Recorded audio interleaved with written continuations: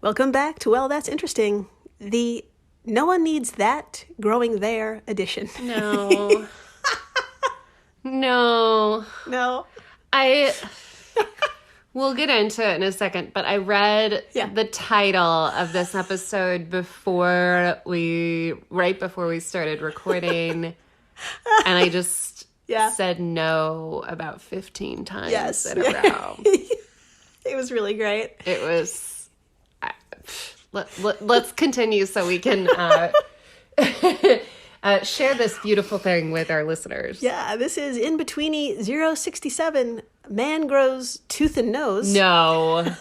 Just like that. No. Just like that, like 50 times. No.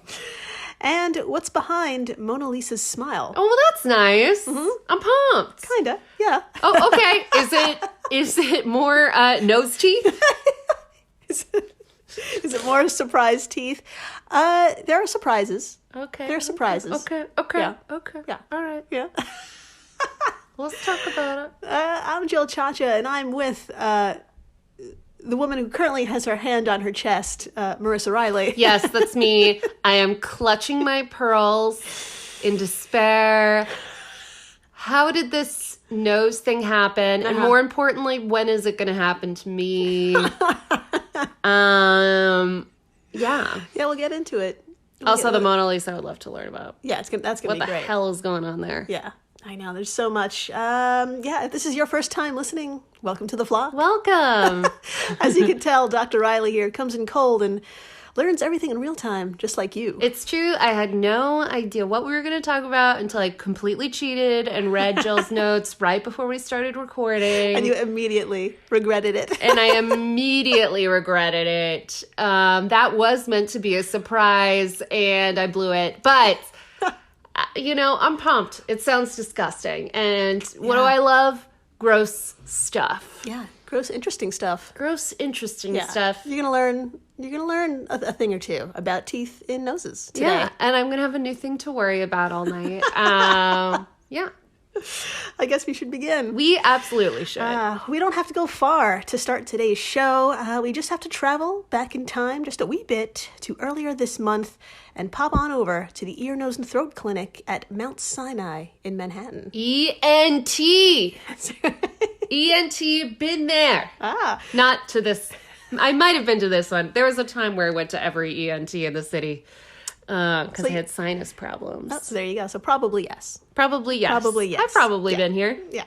It was here where a 38-year-old man came into the office complaining of difficulty breathing, specifically breathing out of his right nostril. No! Apparently, this had been going on for years, and to the patient, the cause was a complete mystery. Oh my God. Okay, we have to pause already. Just like, I know where this is going because we talked about the title, but just the fact that it's been going on for years and unchecked, that is so American. Of course. Of us to just be like, I'm not bleeding. I could still go to work. Right. Exactly.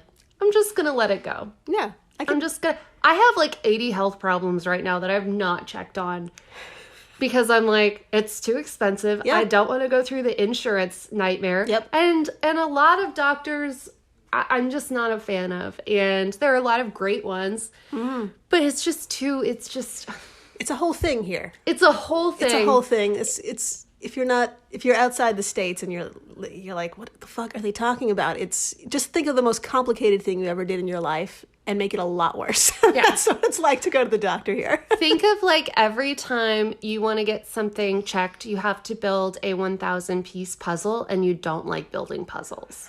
Yes. Some people are into that. Imagine if you weren't into that. Yeah. That's the terrible analogy. It's much harder than that. I'll think of a better analogy by the end of the episode. Should we continue? Yeah. Okay. Okay. Yes. I'll allow it. Okay. He told the doctors he had no history of trauma to the face or any past medical issues with his noggin. All he knew was that he had a troublesome right nostril. Mm-hmm. So doctors did what any one of us would do in this situation. Just take a look inside and see what's possibly up there. Sounds good. Now, according to the report published in the December issue of the New England Journal of Medicine, the first step was a physical examination, which pointed to a deviated septum. Okay. Which is super common. In fact, clevelandclinic.org states that 80% of the general population has a deviated septum, which occurs when the thin wall of cartilage separating your nostrils, also called your septum, is displaced to one side. Yeah. And this can make one nasal air passage smaller than the other. This, though, didn't concern doctors at all. Just looking up his nose with the naked eye revealed there was something lodged at the very back of his septum, just sticking out about an inch. An inch? Yes. An inch is huge. Yes. Mm-hmm. Is Jill is making like a horrified face as well. I am not alone. Like, I wrote this, researched it, and it still hurts to say that sentence. Dude, that's like a quarter. Yeah. That's like a quarter. Shoved up your nose. Shoved up. Your nose is only like 2 quarters long. So. Oh my God. So, my friends, whip out your rhinoscope. We're going in. With a camera attached to a tube. That's basically all it is. Good times. They snaked their way up and snapped a photo.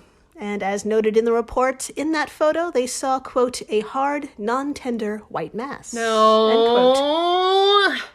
Sorry. Now, that's okay. That's okay. The mystery deepened a bit, so a CT scan was also performed. And Dr. Marissa, it's time for everyone's favorite portion of the show. It's you looking at images and telling us your diagnosis. I'm glad this is everyone's favorite part of the show. Yeah, let's proceed with the fave. Okay, so this will be a side-by-side comparison of the photo taken by the rhinoscope and the CT scan. Okay. So please tell us what you see, and of course, all photos we talk about today will be on our social media stuff, so please come on by and take a look at what you already know what we're going to look at. So it's because pictures, man, wow. They really make a difference. Yes. I haven't even seen it, and I'm scared. Okay, ready? Yeah. All right, here we go. I mean, ew. It's what you think it is. Yep. It's just so gross.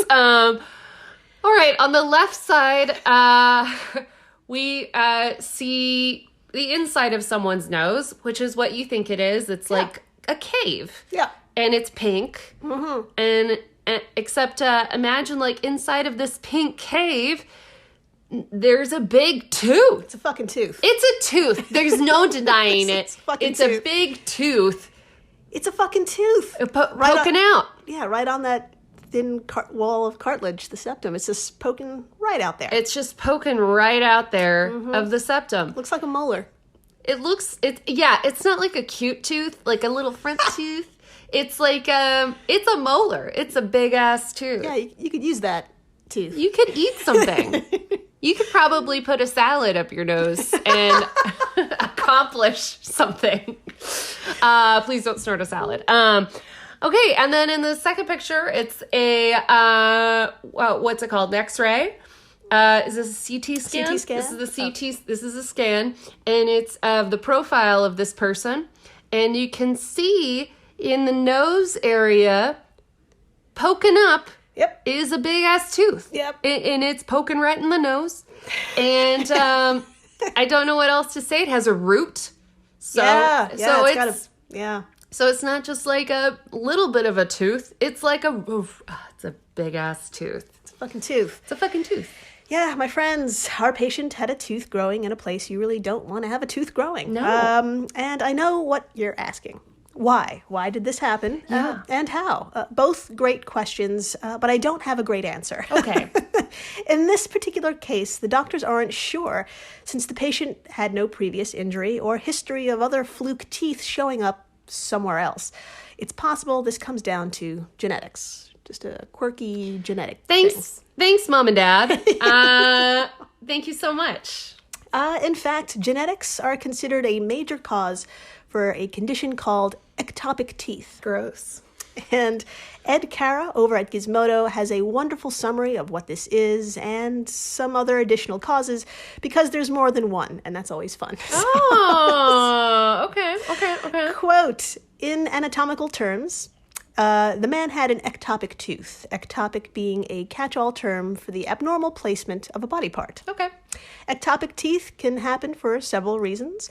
Sometimes our permanent adult teeth can grow out or erupt in an unusual path. Mm-hmm. Other times, the process of replacing our baby teeth doesn't go quite right, and a baby tooth ends up being pushed out by its adult counterpart, but doesn't fall out as expected and just stays in our mouth. Or an extra tooth could spontaneously appear, even in adulthood. End quote. Yeah. Okay. So, is this going to happen? I'm just going to ask my questions. Is this going to happen to me? Mm-hmm. Is it going to happen in my eye? I'm trying to think of like the worst places. Ooh, that's a bad one. Is it? Ass. Oh my God.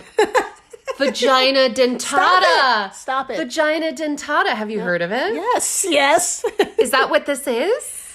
I guess that is, I don't know very much. I've never Googled vagina. I just saw the movie. Yeah. I mean, in theory, it could happen because, I guess teeth grow where there's a lot of blood vessels and stuff, maybe. I really derailed this. I'm so sorry. Let's get back to the nose situation.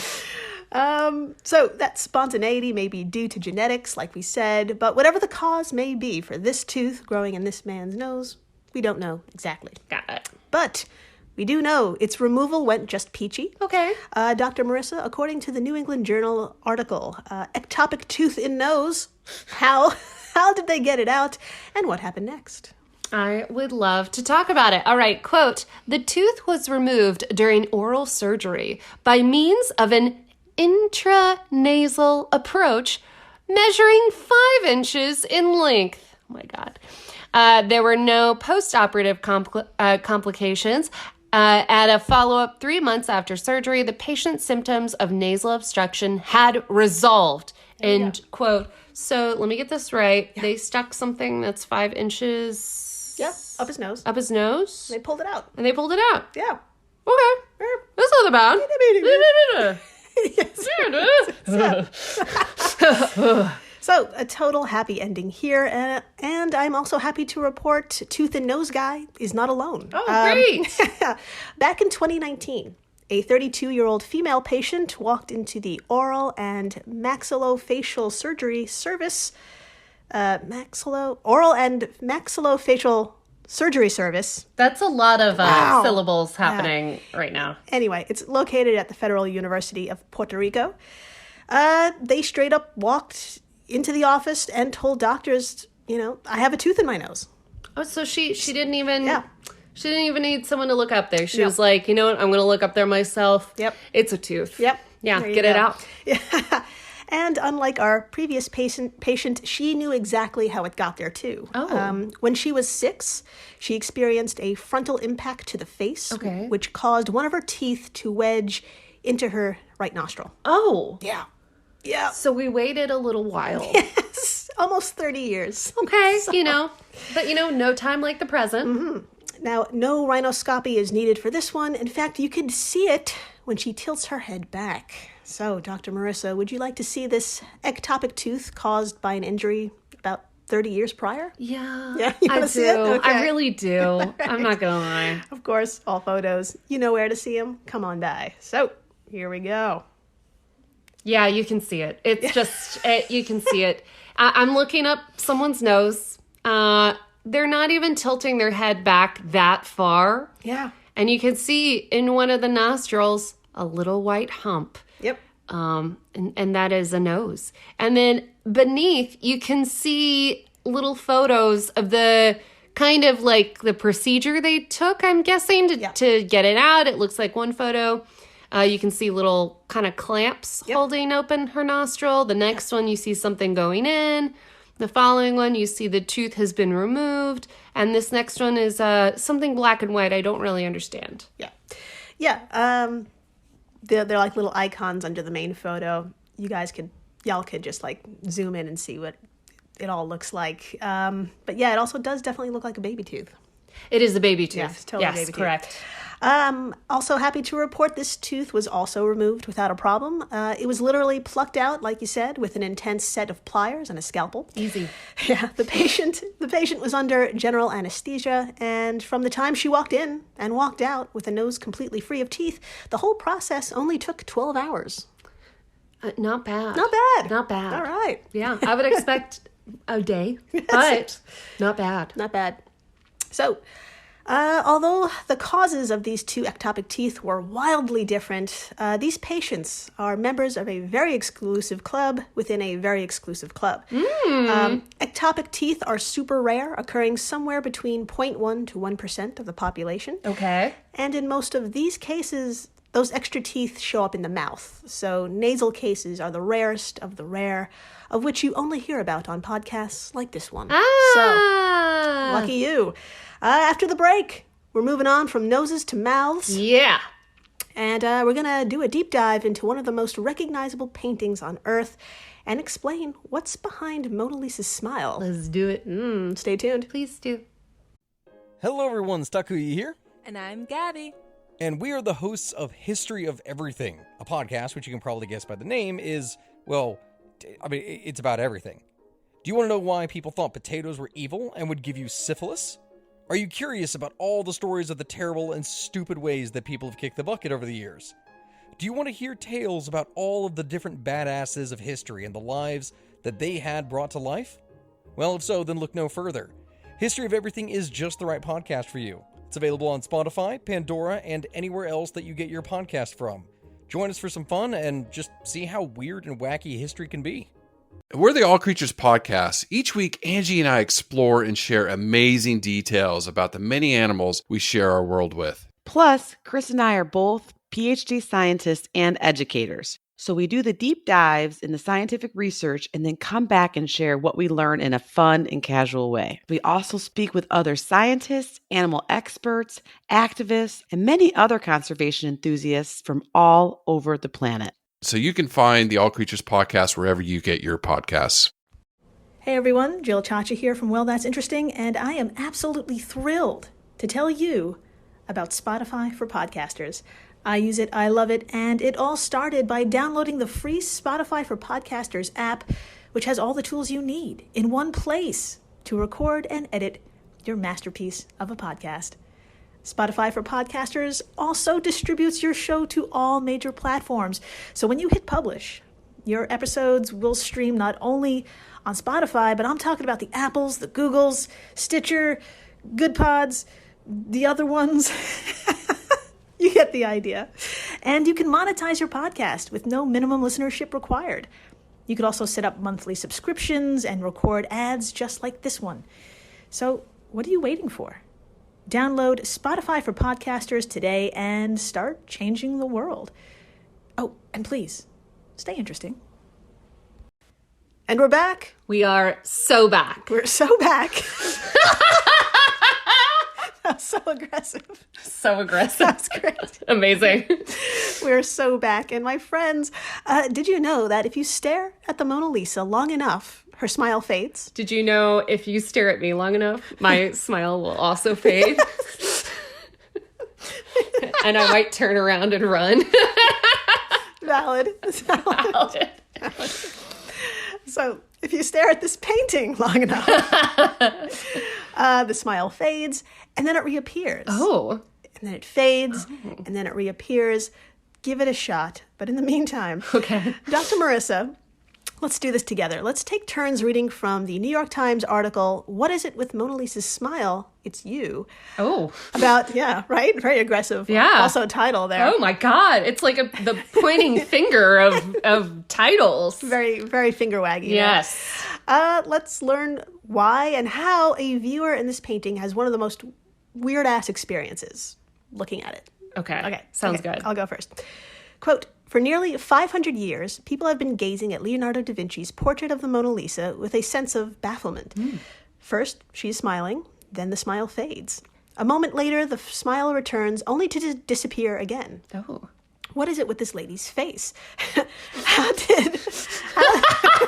Sorry. That's also Very aggressive line. Yeah. How did the great painter capture such a mysterious expression, and why haven't other artists copied it?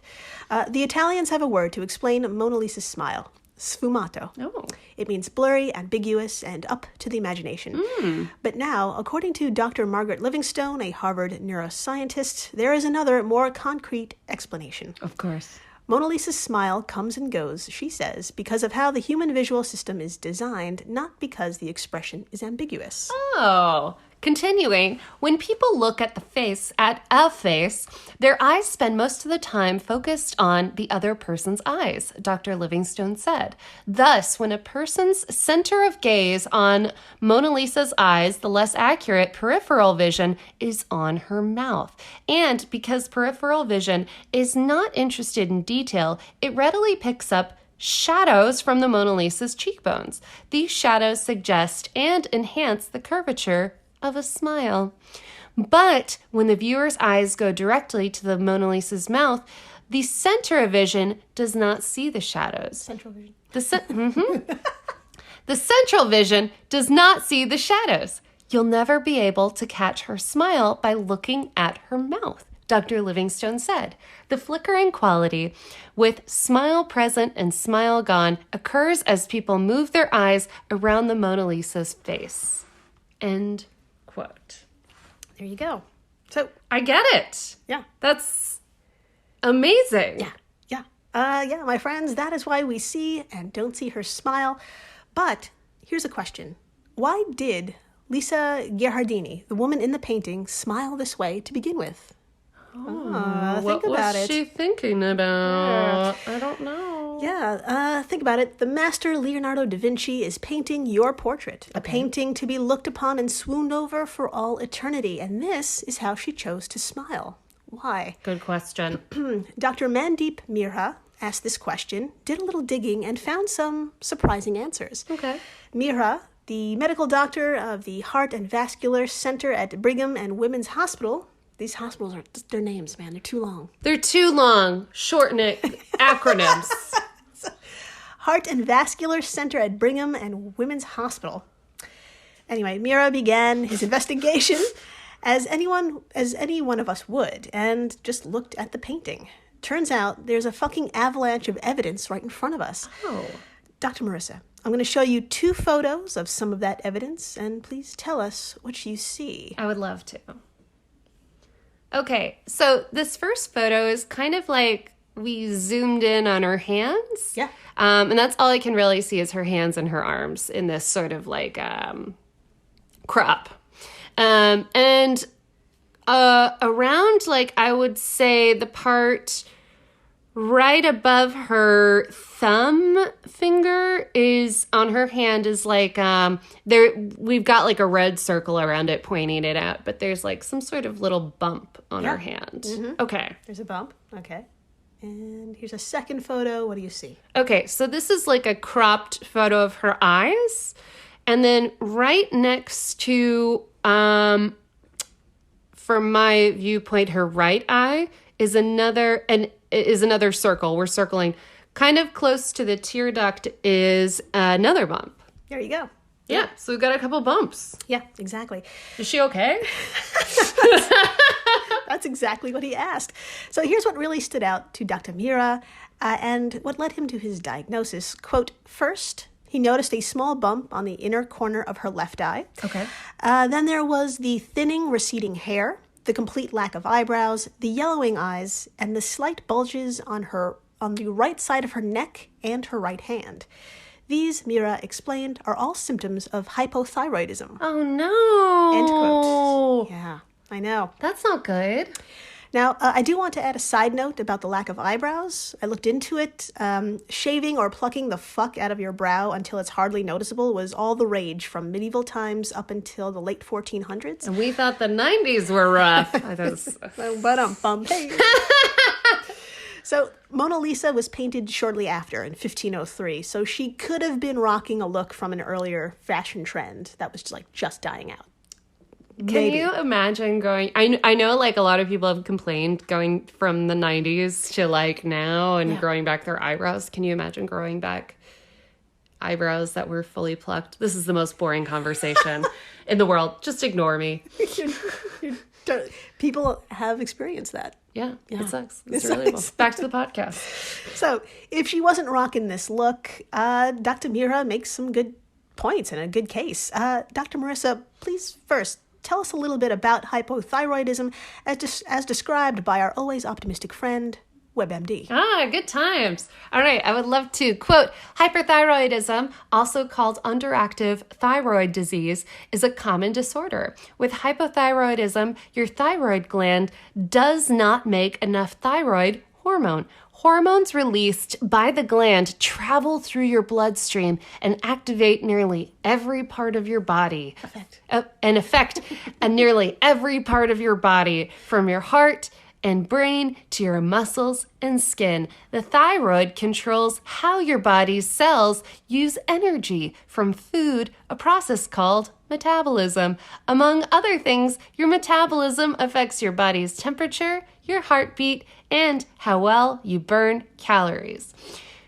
If you don't have enough thyroid You got this. if you don't have enough thyroid hormone, your body processes slow down. That means your body makes less energy and your metabolism becomes sluggish. And quote, I feel like every person listening to this right now is like, well, I've got that. Oh, yeah. I've got that right now. Mm-hmm. Yeah. I know I do. I'm like, well, I'm going to the doctor right after this. Yeah. As per usual with every episode, I'm like, I have to go to the doctor It's now. like, check out your gland, then check out your nose. Like, it's basically, Yep. yeah. 2 doctors, 1 day. Do it. So not only would you feel sluggish, other vague symptoms include hair loss, like we said, dry skin, puffy or swollen face, swollen neck, stiffness, muscle ache, fatigue, and unfortunately, depression. For Dr. Mira, Lisa ticks all of these boxes, and these symptoms could explain her weary smile. Oh, wow. Yeah. Now, I know what you're thinking. It's kind of bold to make a diagnosis based on one image of a person you never met. Yeah.